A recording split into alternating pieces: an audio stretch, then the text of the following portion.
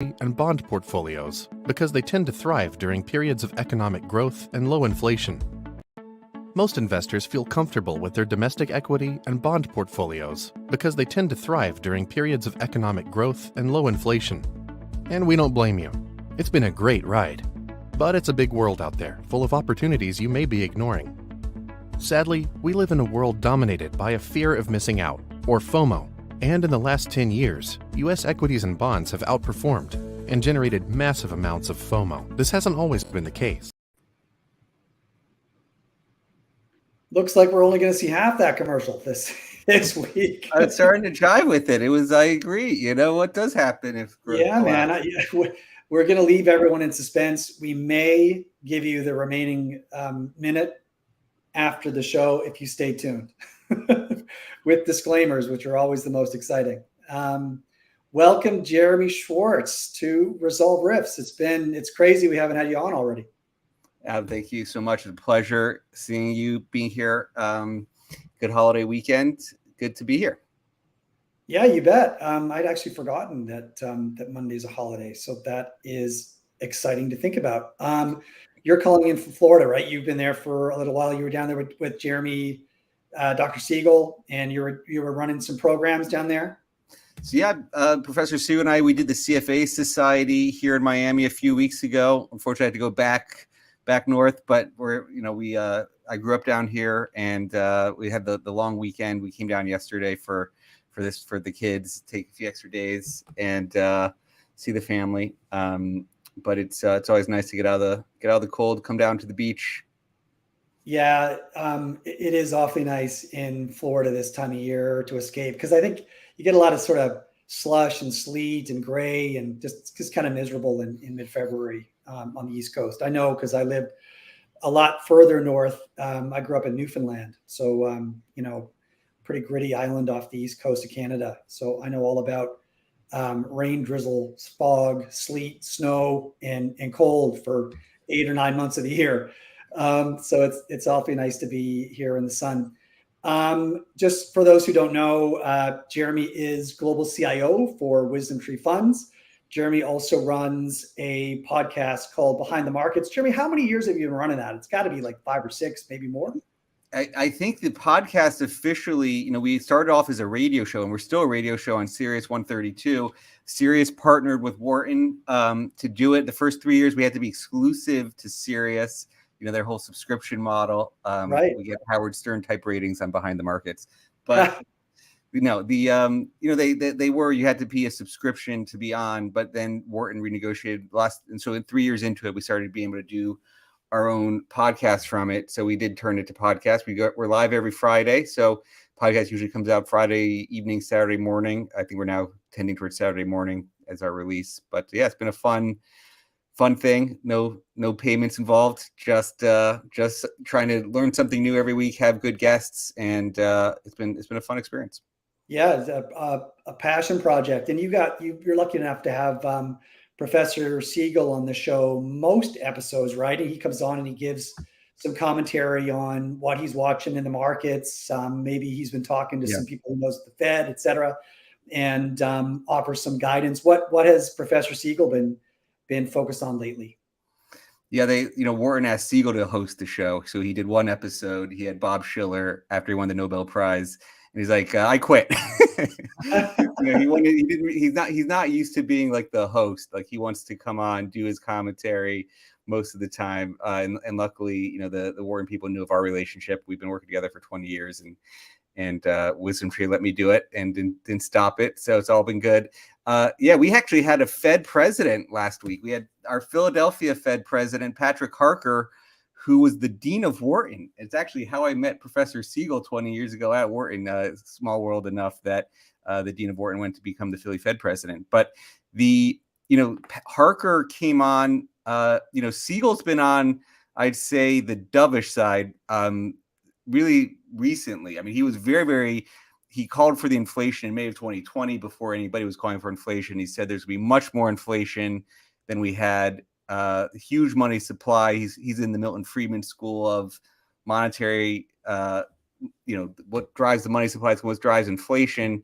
And so the explosion in the money supply, he knew was going to come out. And then when that started going in reverse, and now we have the money supply contracting, you don't have anyone at the Fed talking about the fact that it's actually going down. You haven't had it go down in 90 years. Like it contracted in the Great Depression.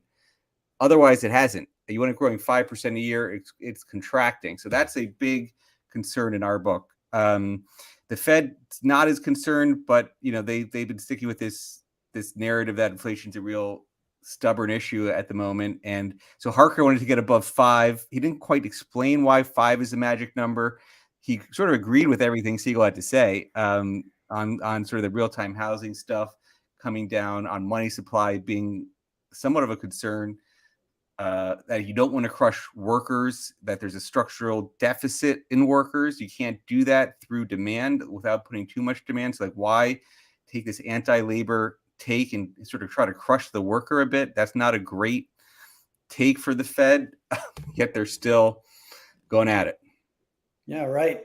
We had your colleague Jeff Wenninger down here a few weeks ago presenting to the CFA Society, and he was pretty staunchly bearish on the economy, led, I think, primarily by his view on what rates were going to do to housing. And so for those who don't know, Jeff is head of equity strategy for WisdomTree. And I have to say, man, does he put on a great show. He, besides being thoughtful and articulate and clearly very passionate about his work, the energy that goes into his presentations, it's like a thermonuclear explosion. It's crazy, man. He must burn 1,500 calories in a 45-minute presentation.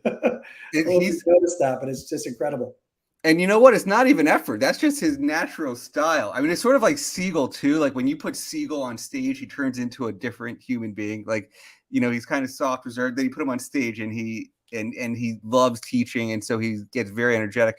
And what's funny, I actually grew up with Jeff. Like we were, his dad was our probably elementary school basketball coach in Boca Hoops.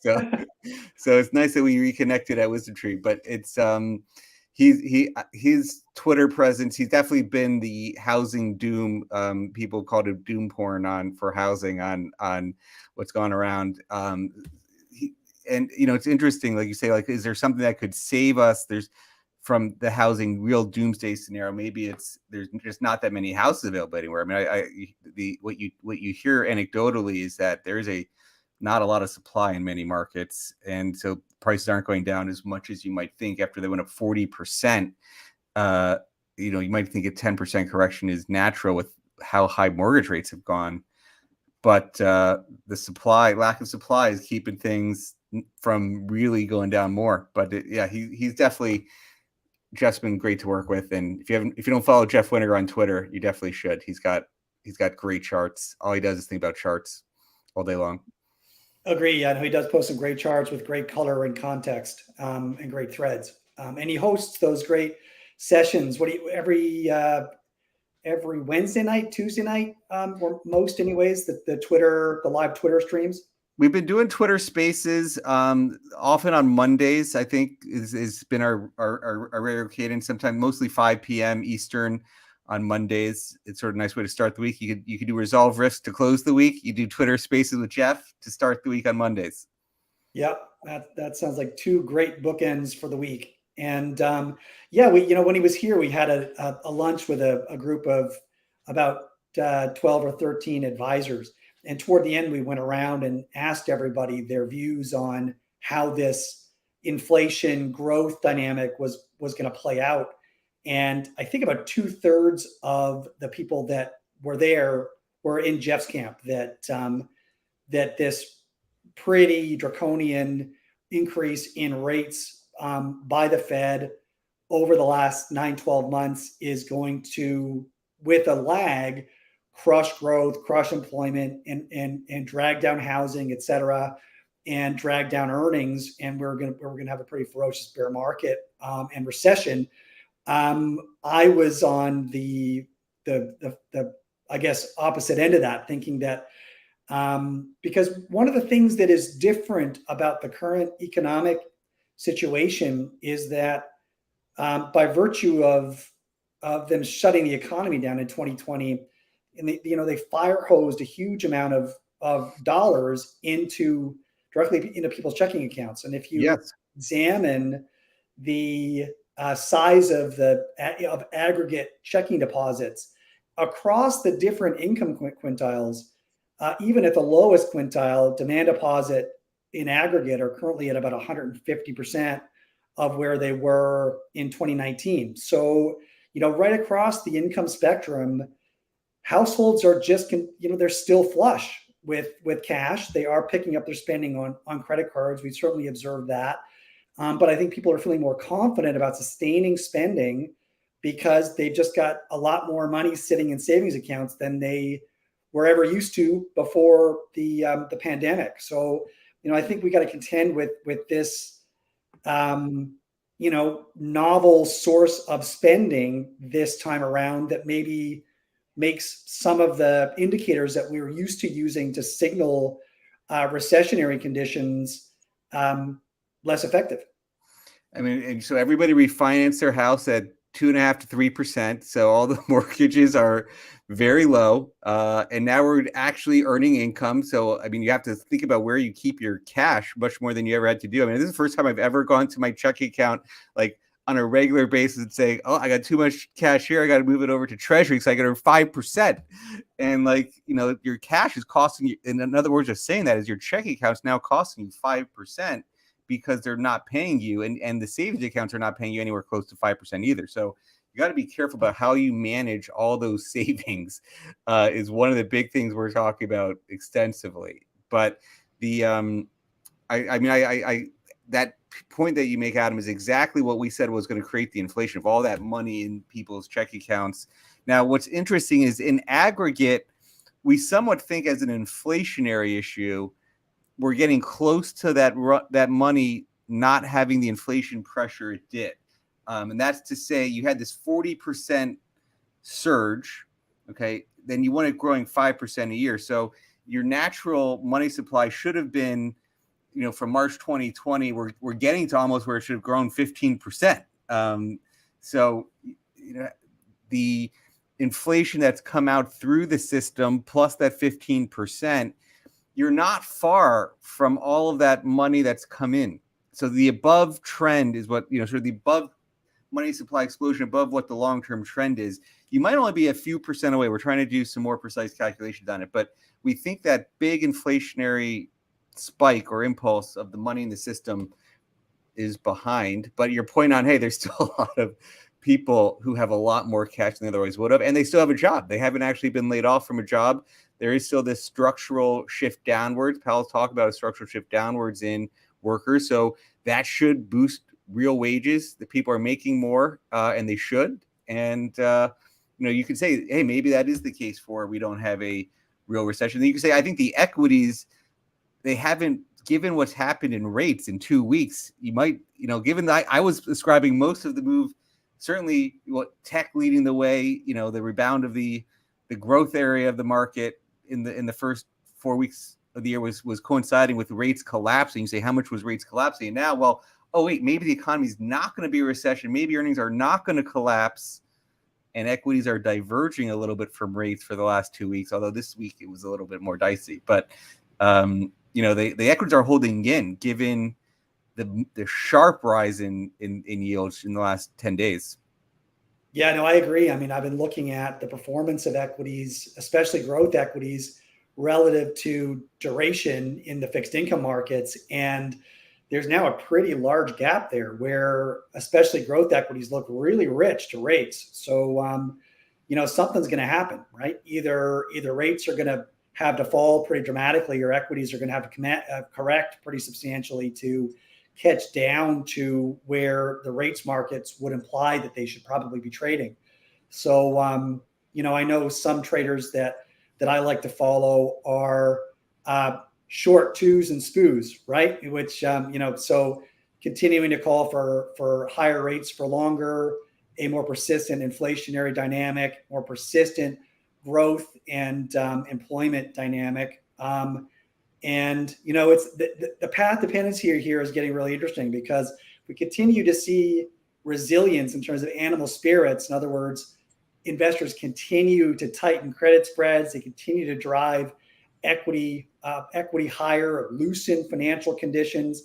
It just makes the Fed's job harder, right? And if we start to see a continuation of what we've begun to see the last few weeks as maybe a resurgence in certain areas of the market from a pricing pressure standpoint, then that could really put the Fed in a box, and the Fed may have to get even more aggressive, both in terms of reiterating its QT intentions, talking the market higher in terms of rate expectations, terminal rates, and resetting equity investors' expectations for any kind of pivot in the near future. So the next few months, I think, is going to be really interesting for equity markets to see which gives first, rates or growthy type equity assets.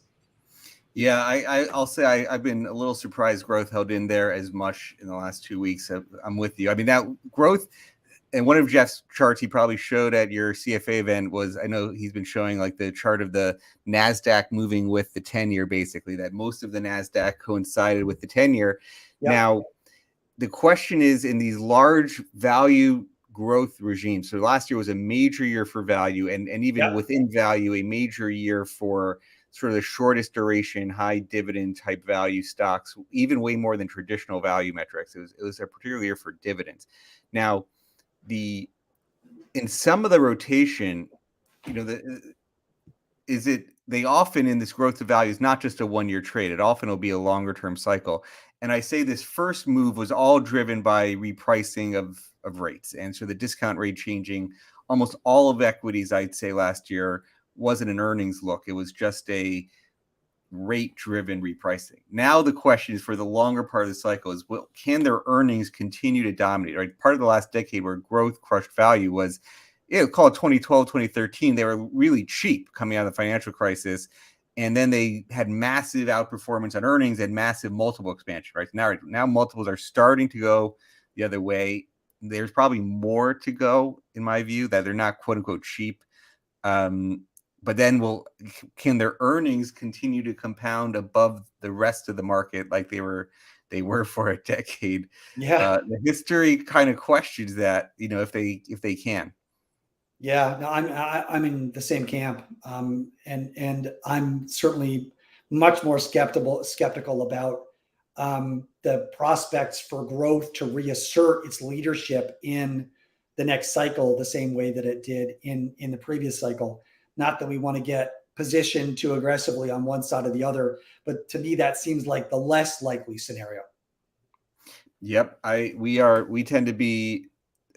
At WisdomTree, we have a whole cross section of the market. So whether it's thematics or value, we started with roots in value, and believe that it's being high dividend oriented is going to be beneficial. And I when I think about where our multiples today, people worry about the S&P at 19, 20 times earnings. They worry that the 225 that people were doing bottom up estimates on the S&P is going to be 200 or below, like Mike Wilson and Morgan Stanley. It's like 180, 185, something like that.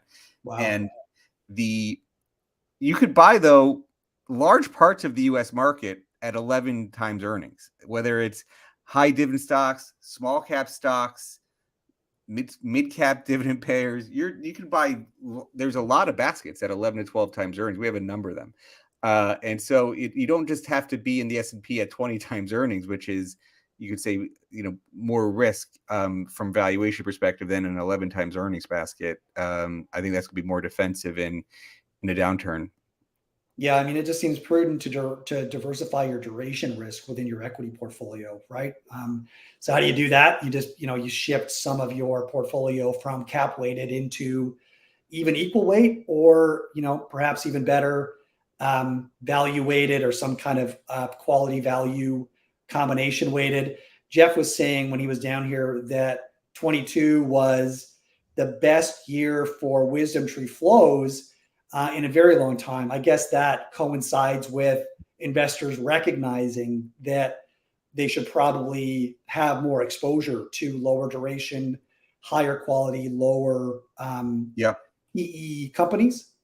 So it's interesting. It was true on both It was definitely true at an aggregate level, at a firm level. It was true within equities, where some of the things, we launched the firm in 2006. So a number of our funds are coming up on 17-year anniversaries here in June. So we first launched back then, and there was a number of those some of our largest funds had their best years for inflows. Two of them had their best years for inflows since we launched. So it was definitely a year people were recognizing it. And you had high dividend stocks that were very positive, mid-single digit positive last year when the S&P was down in the 20, right? So it was a very good year for performance, very good year for flows. But what was really even gangbusters was we talked about the 5% you could earn in cash, and sort of having a floating rate instrument for treasuries was a huge asset. And so now our largest fund at the firm is a fixed income fund, and over 10 billion of flow last year. So it was a huge year for fixed income.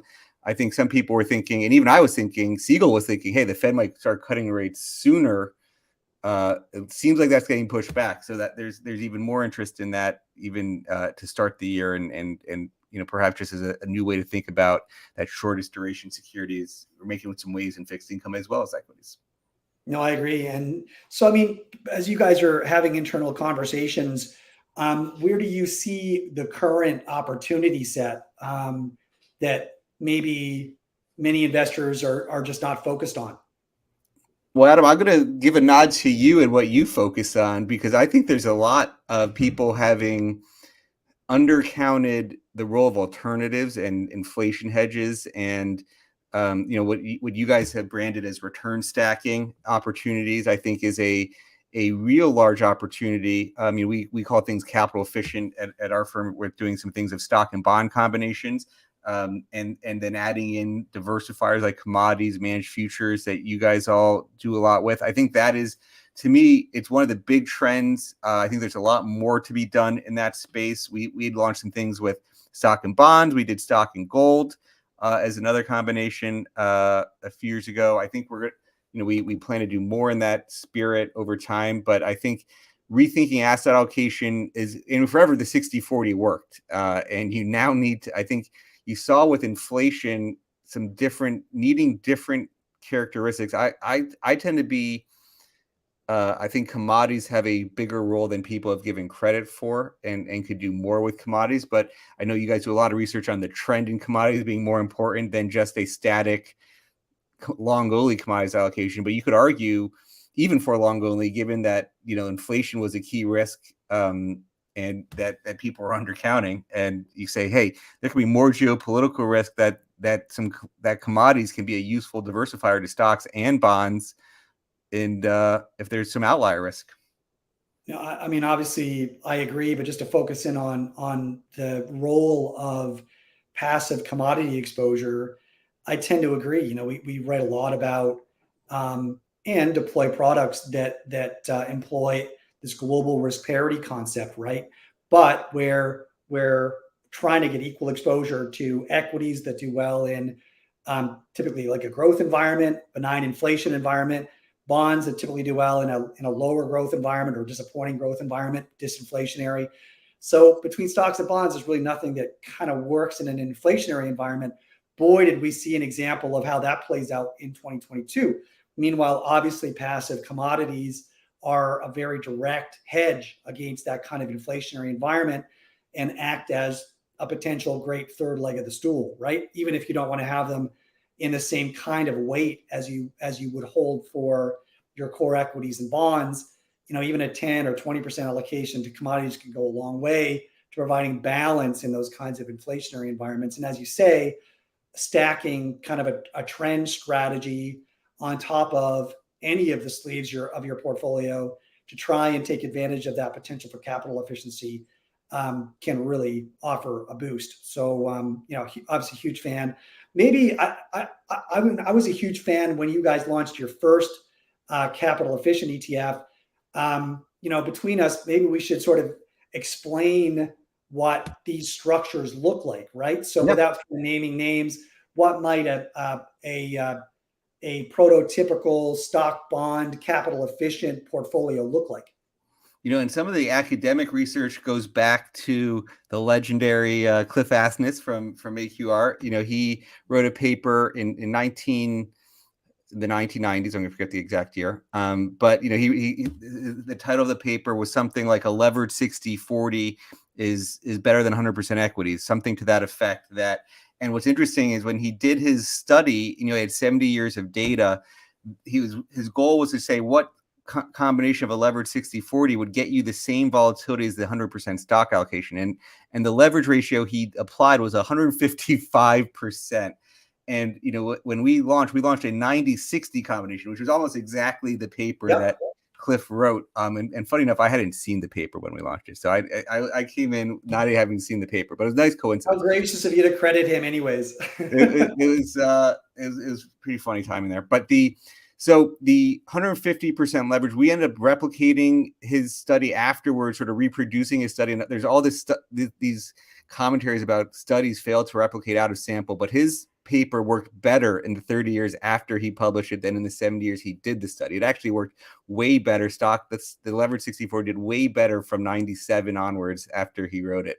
But the way this leverage 60-40 works, in our case, is you would basically take a basket, and sort of the 90-60 is 1.5 times the 60-40, and we get leverage through futures. So you essentially buy a proxy of the S&P 500. We have our own type baskets, and so you buy for $100, you put $9 in stocks, and then you use the $10 of cash collateral to essentially fund a futures position. You could do it with, I mentioned we did some things with gold. So you could basically buy gold futures on top of stocks, or you could do it with, in this case of a treasury ladder, 60% allocated across futures. And so, you're basically using futures and the leverage embedded in futures to do these two things on top of each other. Now, I think that combination is a good combination for taxable investors. There a lot of the ways things have been done in this way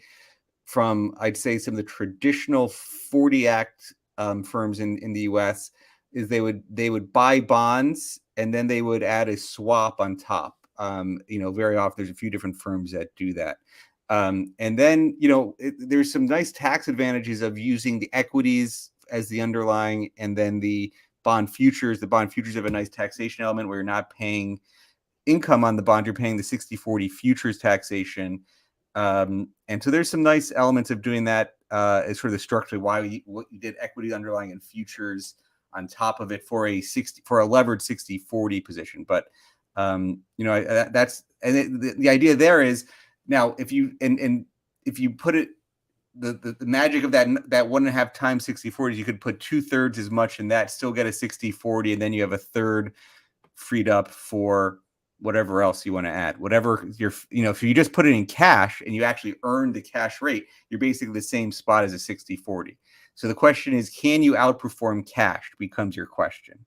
So what can you do with that third to outperform cash? Because the cost of the future, essentially, the leverage in future, the cost is the cash rate.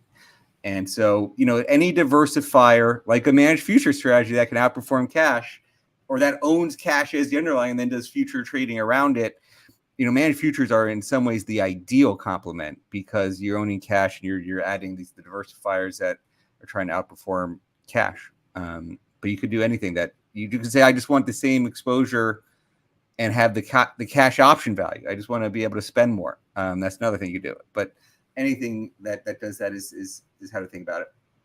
Yeah, no, that's well explained. And yeah, I mean, it's just, what's so great is if you've got a 90-60 portfolio, well, 90-60 times 2/3 is 60-40, right? So 2/3 of a 90-60 portfolio gets you a full investment in the 60-40 portfolio, and you've got 1/3 of the portfolio real estate that's available for you to invest in diversifiers, like you said, right? So you could invest it in cash. Cash has no volatility. It's effectively uncorrelated to the 60-40 portfolio, but it's not really providing any diversification. As you say, things like managed futures, which are structurally uncorrelated to the 60-40 portfolio, not all the time, but on average, have volatility and therefore have an opportunity to actually generate higher returns. But the total portfolio volatility is not nearly as large as you'd expect from adding stocks, bonds, and managed futures to the portfolio, because the managed futures are uncorrelated to the stocks and bonds portfolio. So, you've got this nice uncorrelated or diversifier. And as a bonus, the managed futures typically are one of the very few strategies or asset classes that tend to do very well during inflationary shocks. So, you're adding a sleeve that may be able to help protect the portfolio, the stock bond portfolio, where the stocks and bonds are both vulnerable to that inflation shock, right? So, again, just a really good option. In the equity-oriented world, what do you think investors are most overlooking?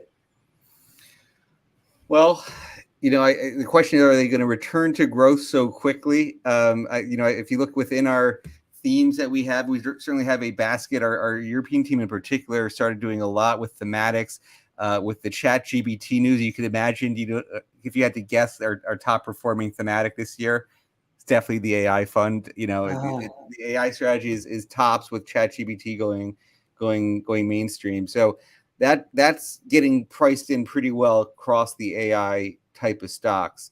I think you may not know this. It's tough to ask the global CIO a question, a specific question about the constituents of any of the underlying products. But I'm just curious if you know what kind of companies are under the hood of an AI portfolio, right? Do they tend to be completely novel companies that are relatively new and are taking advantage of some of the huge leaps and advances in AI tech like ChatGPT? Or, Microsoft just bought a slug of the AI tech. Does it mostly contain kind of Microsoft and Google, who, let's face it, are responsible for a huge amount of the research and own a large proportion of the IP in the space? Well, we do run our own indexes at WisdomTree, and so I have a little bit of knowledge of what's going on under the hood. And so, this is one that we, our team and our team in Europe had started before the team in the US focusing on this space. But our team has thought very much like what powers all of AI is semiconductors. So there's large position in semiconductors across of AI, so you need the chips to create the computing technology on it. There's a combination of the software providers, and classically AI is software, and so there will be a bunch of different application companies across all sorts of software implications, and that's probably a quarter of the basket. There's hardware, things like everybody talks about Tesla as one of these sort of the premier AI companies, and there's all sorts of, hardware that goes into this. There's obviously a set of robotics and industrial type companies. And so there's a combination of some of the established companies. You'd say some of the robotics companies would be part of it, but there's the software companies as well as the semis are the types of companies that would go into this underlying. Gotcha. Good. So AI is a theme. What else do you think is exciting for investors to take a look at? Well, that's certainly where things are going. I'd say they should still be thinking largely about value. I don't know that the value rotation is quite over. And so I like, we've been talking US small caps at 11 times earnings. Is a place to be. International value, 8 to 9 times earnings. If you think this value rotation is still early in the phase, part of everybody's going for growth. That was a US S&P 500 tech phenomena, but the international value places, I think, is another really useful place. And people are thinking about the sort of China reopening as bullish for commodities or for China. And there has been a lot of money and move into broad emerging markets, but even sort of European exporters are tied to the China reopening, and actually one of our baskets of European exporters was up double digits and more than broad international, because I think of the China connection that it's less of a, in some of our economists view, less of an a massive infrastructure opening from China, but hey, China tourists are going to go around the world and start consuming again. And this is good for Japan. This is good for Europe. There's ways to play China reopening that are not just China tech, which was under a lot of pressure and certainly has seen the most interest in the reopening story. Yeah, Japan also seems like a really interesting opportunity.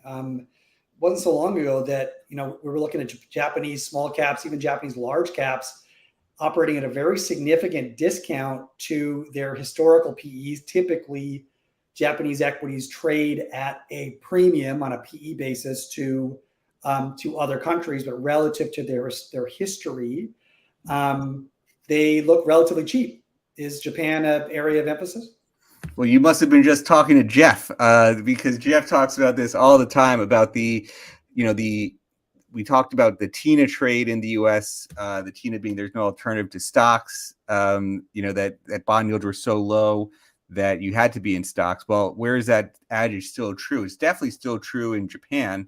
And if you compared, if you actually, there's all different ways you could measure the equity premium. I think that our favorite way would be the earnings yield versus the TIPS yield, because stocks are real assets, earnings and dividends tend to grow with inflation over time.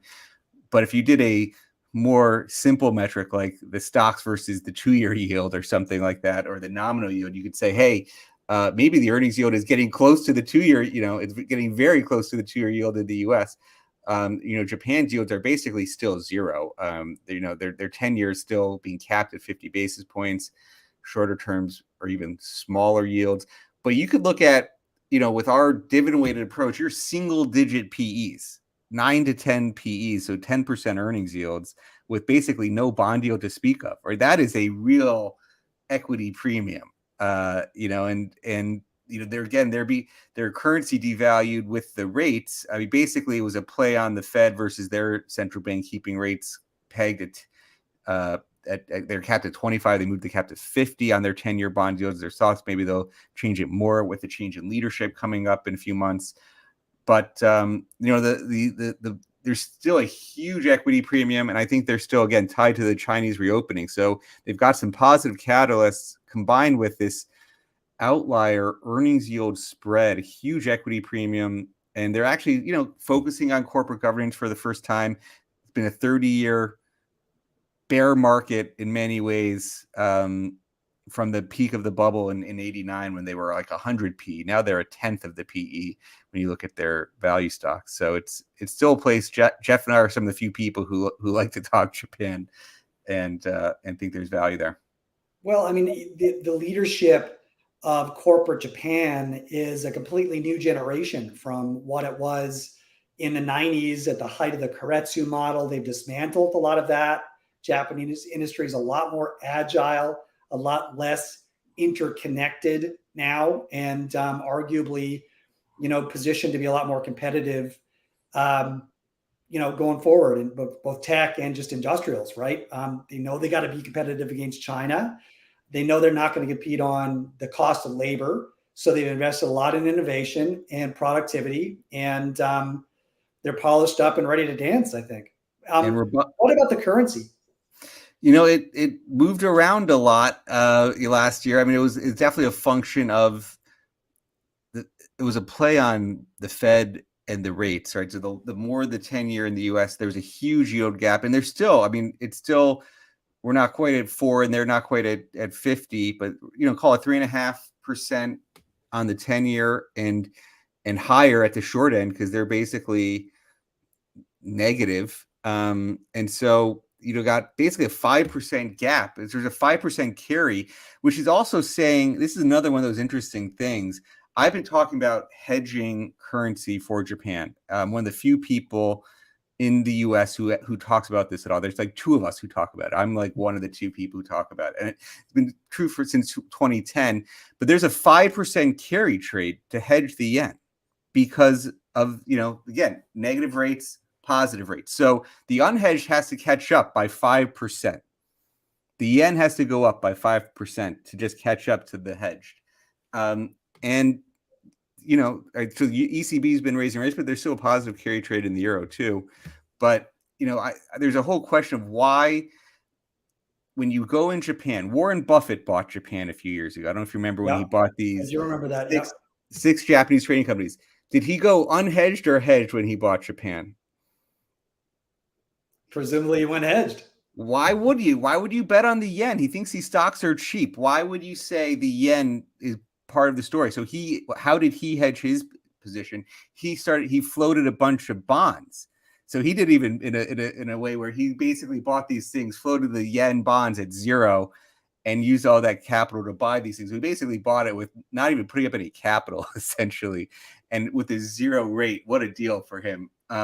These things have gone up a lot, but by issuing the debt in yen, as the yen fell, he has to pay back less, right? So he was fully hedged by issuing the bonds, and but U.S. investors can take advantage of that too by just doing currency hedge. You don't have to. Your thesis could be the stocks are cheap. I don't need to make a bet on the currency. I think more people should be hedged than they are. I think the S&P has a weak dollar bias to it. I don't see enough people talk about this, Adam, that there's more and more of our earnings are global multinational earnings. And you saw it through earnings reports. I mean, Mike Wilson said there was an 8% earnings headwind because of the 15% strong dollar at one point last year. Now, okay, so some of that reverse, and maybe tech's going to get a little bit of an earnings bounce because of that. But why double down? Why, if you're going to go international, why double down if the S&P already has a weak dollar bias to it? You don't need further weak dollar bias. You just buy the stocks, and these companies might become more competitive if you have a strong dollar. You don't need to rely on a weak euro, or you don't need to rely on a weak dollar, strong euro to be going overseas. Just say the stocks are cheap. Be hedged. I think more people should be hedged than they are. Yeah, and I mean, you guys were one of the very first companies to come out with these hedged ETFs, right? People can buy a hedged Japanese equity ETF, and super liquid and a really interesting diversifier for probably most portfolios. Do you guys do anything with India? I'm hearing a lot about India as a potential investment thesis. It's funny you say that, because I had 2 calls on India this week. People asking about India. So I think some of flows are going back towards emerging markets. It's one of the things you've seen year to date, the last 90 days. People are going to emerging markets. People are saying maybe the U.S.'s long decade is not going to continue, and so EM is one of those places. But they're also a little skittish on, is China the place to be? So like one of the discussion points was, should I have a strategic allocation to EM, but also, diversify from, China tends to be a third of most indexes. India's population could surpass China if it hasn't already, sort of young demographics. The thing I say about India is that people know it's one of the best growth stories, so they pay up for it. I mean, it's not a cheap market. Yeah, it's priced. Yeah. Mid-20s, is P on MSCI India. You have the Adani story that's circulating, and a lot of those were expensive stocks. So they were close to 6% of the cap-weighted indexes to start the year. Interestingly, with our earnings index, they were less than 1% to start the year. So 7-8 times less, because they were expensive stocks. So in a earnings weighted approach, the P's are only 12. So you actually get a 10-point discount when you go to earnings weighting India, which I think if you're going to go to India, I like that a lot, because you get the value sensitivity. You don't have to worry about it being more expensive. It basically brings you back underneath MSCI's P ratio. So it's very value centric. It's also very broader markets in the sense of, cap weight India with MSCI has about 100 companies. If you go to a broader universe like what we talk about, around 400 companies. So it's a useful way to think about the broader opportunity set with a value sensitive idea. And for sure, I mean, now India's outperformed over the last 5-6 years. This year, when EM is screaming, it's basically flat, because I think some of this Adani news. But yeah, definitely. Beyond that, I think of a long-term demographic growth story. It could benefit from some of the moving away from China over time. It's one of the more local economy stories within emerging markets. So I'm very bullish long-term on India's demographic profile. Then the question is, what are you paying for it? And so think about a valuation sensitive approach there. Do you think the Adani story is maybe also raising questions about the accounting reliability and the audit reliability in India? I know there's, obviously been some skepticism or maybe caution about taking the accounting data for Chinese firms at face value. Sort of same kind of reticence for India, do you think? It's interesting. I mean, it's like the same stories you hear over and over throughout history. And it also goes to like why people gave me a hard time of why focus on dividends as a valuation metric. Well, one thing you can't do, you can't restate your dividend. There's something about dividends at face value that, cuts through all the accounting clutter. And actually, before we had all this SEC, and it was a way that companies throughout the 19th century showed that they had earnings, was they paid out the dividend. And I think in some emerging markets, the dividend that you pay a dividend is a important metric. Now, and when we first started our broad emerging market indexes, that is, the dividend payment was a very important sign. For small cap emerging markets in particular, the last 15 years, non-payers, which is about 20% of the market, were down 2% a year, when like high dividend EM stocks were positive 7 or 8% a year. So it's a big red flag in the EM markets if you can't pay the dividend. Now, India punitively taxes dividends, so they don't pay that many of them. So this is one market where you can't at least, when we went to that market, we wanted to be a broad approach, and we went with an earnings concept. But, I'd say, yes, there's some fears today. Dividends are one way to think about it, not having to worry about that fear. But often people get overly hyped about a few specific issues. Like you had the same thing with China and Luckin Coffee, I want to say. It doesn't mean that all of the earnings are bad in China. There was this, a few scenarios where there was some questionable practice. Just like in the US, there'll be a number of questionable practices. Yeah. But in general, the firms auditing the books there are sort of the same accounting firms that are auditing our books. So it's not all that different for China. And I think the standards, and yes, there's different standards in every country, but I don't have a massive fear about the accounting in India.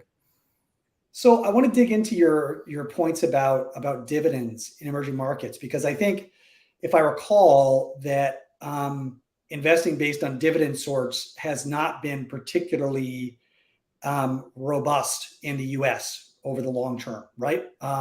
There's been no, from a total return standpoint, there's been no advantage to dividend sorts the way that they typically are for, say, earnings sorts or even book to price sorts.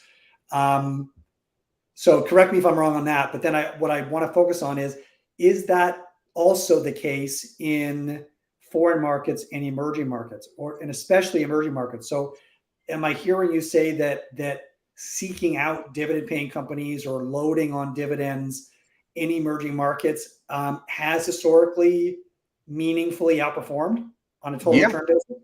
And particularly in small caps, interestingly enough. But that's live. I mean, that's for the last 15 years that we've been live.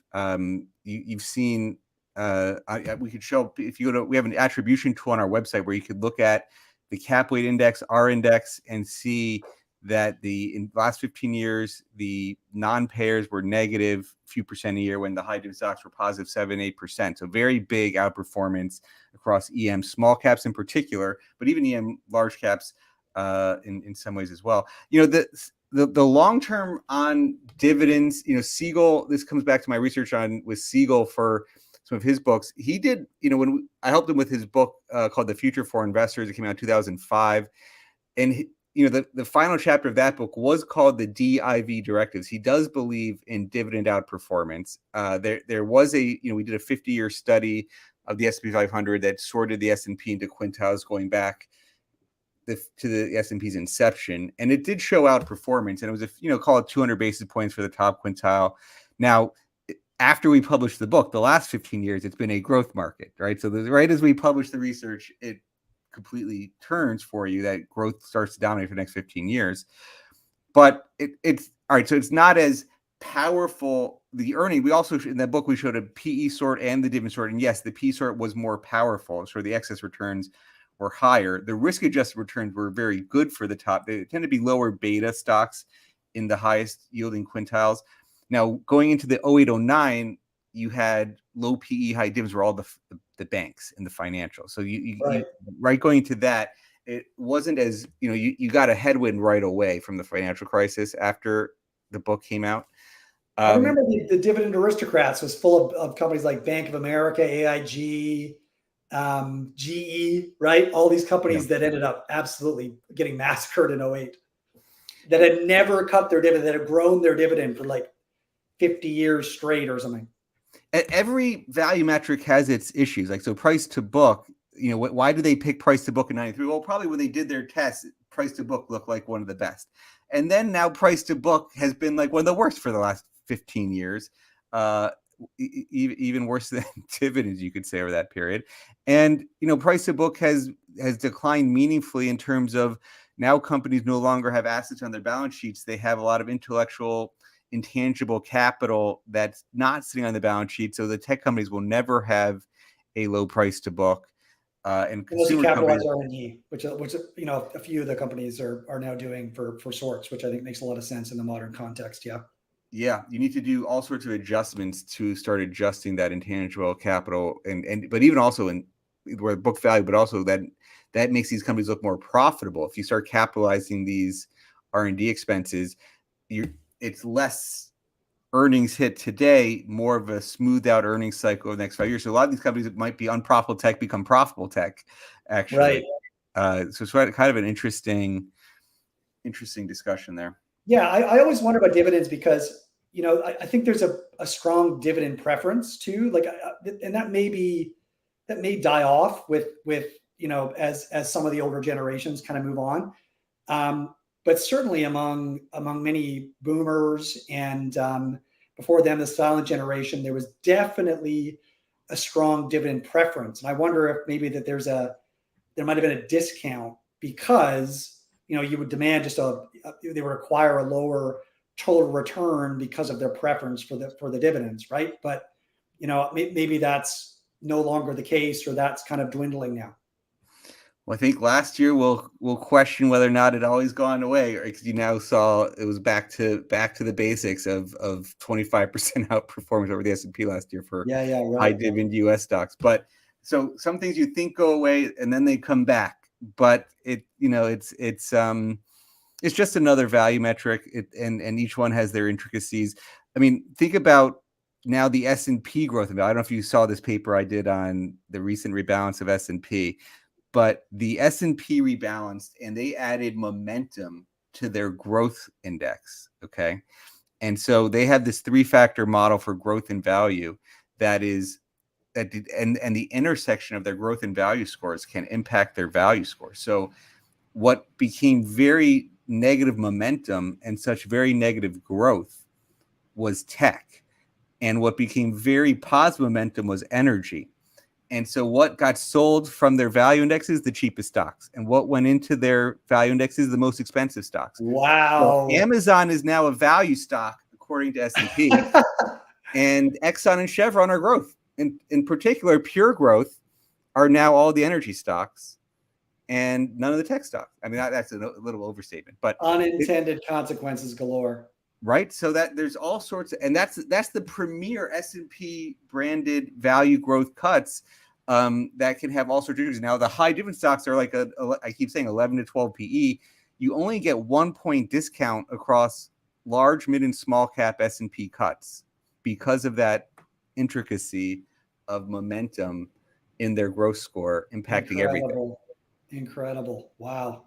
I also wanted to pick your brain about the new Biden taxes on buybacks. Any thoughts on whether that's going to shift capital distribution choices? If so, what impact do you think it's going to have? Buybacks are interesting. They're this like people love to hate on buybacks. The politicians like to pick on buybacks. Companies are buying back their own stock versus, investing in CapEx or giving it to their employees. And they get a reputation of companies that they're only doing it to offset their stock option issuance. And there is a truth that when buybacks really accelerated after stock options became popular, and you saw it when Microsoft paid its first dividend in 2003, they canceled their stock option policy. They started doing restricted stock. So there's definitely a connection between stock options and buybacks. But I also think, there's this question, do companies waste their buybacks? What we find is that most of the buybacks are happening because companies think their stocks are cheap. And some of the ways we're looking at buybacks today, I need to refresh these numbers, but the last time I looked at it, like 2/3 of the gross buybacks were what we would call value stocks, like very cheap stocks that, that the companies were expressing a sign that these stocks were cheap. And we do have some strategies that focus on dividends and buybacks together. And we were writing on it today, actually. And they have like a 10 to 11 PE in aggregate, an 8 to 9% buyback yield. So they're buying significant amounts of stock back. So not just small amounts. They're like 8 to 10% on average. So some are way more than that. But in theory, we'd like people not to have any advantage on these taxes. I mean, there's a whole question of, even dividends being disadvantaged versus, you're encouraged to finance with debt because interests are fully tax deductible versus you do equity capital, pay a dividend that's not tax deductible. And now, hey, we've already taxed your earnings and we're going to further tax if you buy back your stock. Like the tax system has all sorts of inconsistencies. And yes, people prefer to defer capital gains, and so the buybacks is tax advantage versus a dividend. You could say it's just a tax advantage dividend is one of the ways you could think of a buyback. So politicians say, hey, there's some money to grab, let's tax the buyback a little bit more. Well, that's kind of there's all sorts of things they could tax, and taxes do change incentives. Whether or not that tax incentive is high enough to completely change the buybacks, if it's coming out of their pockets, that's different than if the shareholder pays the dividend tax. In theory, there's a total amount of capital returned, and it shouldn't matter. But companies will respond to incentives, and maybe they at the margin impacts their thoughts and encourages dividends more than buybacks. Yeah, I do wonder about. I know, Modigliani and Miller. We know mechanically that buybacks are exactly the same as dividends from a cash distribution standpoint. I do wonder about how the different distributions are used. Like we were talking about earlier, right? There is this dividend preference among a whole segment of the population where, they design portfolios to try to just live off their dividends and not touch their capital, right? And there isn't the same kind of phenomenon for buybacks. So I do wonder, if a much larger percentage of dividend cash flows or dividend distributions are withdrawn from the market, whereas the vast majority of buyback is, redeployed in the market, then that would exert some kind of positive pressure at the margin for just added demand to equities structurally over time. And if they disincentivize buybacks relative to dividends, more companies switch to dividends, fewer buybacks, whether that means that there will be less buying pressure at the margin going forward, depending on how companies decide the trade-offs look like. That is interesting. I wonder how many people reinvest their dividends and how much take it and live off of it. It's a very interesting question to get a study on, is what is the automatic reinvestment versus people who take the cash and do other things with it. Yeah, I don't know. I've always been curious about that because I know everyone says they're exactly the same. There's no concern. Stop it. But I do think that they're used in slightly different ways by different kinds of investors, and that actually might make a difference at the margin over time. So what is WisdomTree focused on right now? Are you guys hoping to launch some new products? If so, what themes are you exploring, or sorts, or directions, or new asset classes, alts, etc.? Anything really interesting that you want to talk about? I'd say we're focused in many ways on the future of finance, even away from ETFs. So I think we have our ETF lineup is very robust globally, and I think a lot of our innovation might actually come in what we're calling the token form. We're actually launching tokenized funds in a wallet called WisdomTree Prime. So right now there's a wait list, but the app should be rolling out in the coming months. I've got it on my phone playing around with it, and there's things like gold and cash, but basically tokenizing all sorts of things from real world assets, treasuries, equities, gold, and other things in there. And so, I think that's, and we talk about sort of saving, spending, investing. So it's a sort of new ecosystem in this digital wrapper. We're still obviously we believe in ETFs. I mean, 30 years from now, ETFs will be just like, ETFs are, mutual funds still actually much bigger than ETFs long at 30 years after the ETF. For us, ETFs will still be dominating, far in the future, but we do believe in this tokenized wrapper as innovating for us as a new thing. So yes, we're going to continue to innovate, probably do a handful of traditional ETFs this year in the US, but you'll see a lot from us in this token form, and sort of exciting updates coming from that front. Wow. Yeah, that is really interesting. I mean, that's a very new direction. So look forward to seeing how that plays out. Jeff was mentioning some of those new directions when we were chatting over dinner. So yeah, very cool. Jeremy, where can people find you? I want to let you go. You're on vacation the last few days. Where can people find you? Say more about your podcast. Yeah. What are you focused on personally right now? Well, thanks for the opportunity to be here on Resolve Riffs.